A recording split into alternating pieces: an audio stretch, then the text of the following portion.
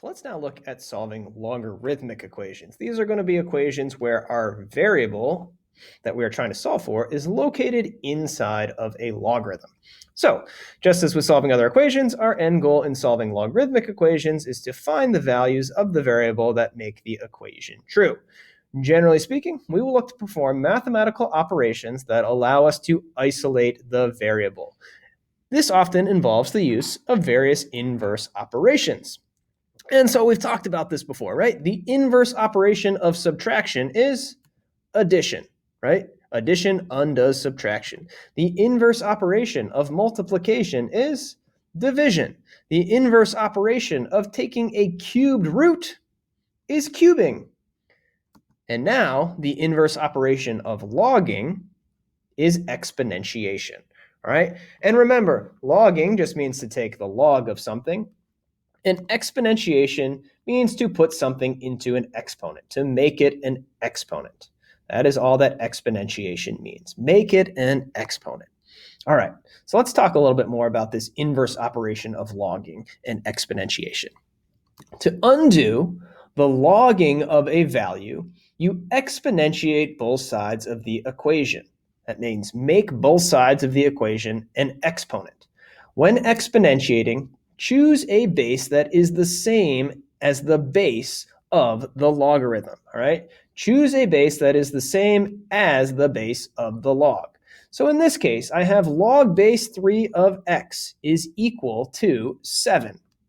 Notice my variable x is inside of this logarithm. It is being logged. To undo the logging, we need to exponentiate.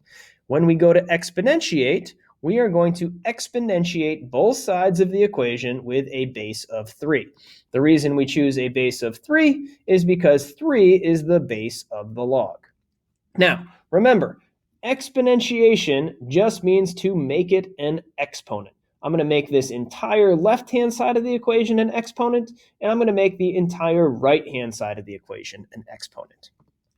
3 raised to the log base 3 of x is equal to 3 to the 7th power.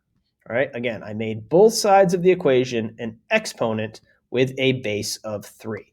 Why does this help us? Well, this now allows us to use our inverse property, which we learned earlier in the chapter, that says a raised to the log base a of blank equals blank. A raised to the log base a of blank equals blank. Notice in this particular case, we have 3 raised to the log base 3 of x. So what does that mean for the left-hand side of our equation? It simplifies into x.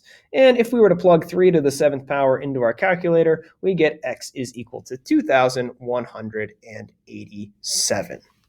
All right, and again, this is our inverse property. If we exponentiate a log using the exact same base as the base of the log, those are inverse operations of each other. They cancel out, and we will be left with whatever quantity is inside of the log, right? Inverse operations undo each other. They cancel each other out. So here are your tips for solving logarithmic equations. Complete any algebraic operations to isolate the logarithmic quantity first. Then exponentiate both sides of the equation. Don't forget, rules of algebra still apply. Okay, so look to isolate the log first, then exponentiate.